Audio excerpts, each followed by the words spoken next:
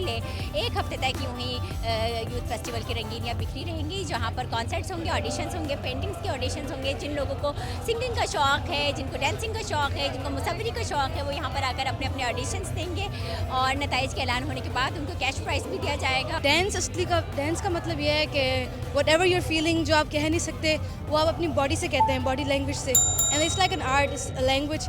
सबकी अपनी अपनी डांस मूव्स होते हैं, सबके अपने लैंग्वेज होते हैं, सबका अपना वे होता है आर्ट को एक्सप्रेस करने का और अपने लैंग्वेज को एक्सप्रेस करने का। तो हमको मौका मिला ऑडिशन करने का और हमें काफ़ी अच्छे रिव्यूज़ वगैरह इस तरह की फीडबैक भी मिली, जिससे हमें अंदाज़ा हो गया कि हमें किस चीज़ पे काम करना है। एंड ऑफ कोर्स यहाँ पर ज़्यादातर एक होता है पाकिस्तान कंट्री, तो ऑफ कोर्स क्लासिकल डांस होगा शायद, ये आता है लोगों के दिमाग में। लेकिन हम लोग जिस तरह के सारे फ्री स्टाइल, मैं वैकर हूँ जिसके बारे में किसी को भी शायद पता भी नहीं होगा इस आर्ट फॉर्म के बारे में, तो वो चीज़ लेकर आना पाकिस्तान में, वो it's a new like beginning for us.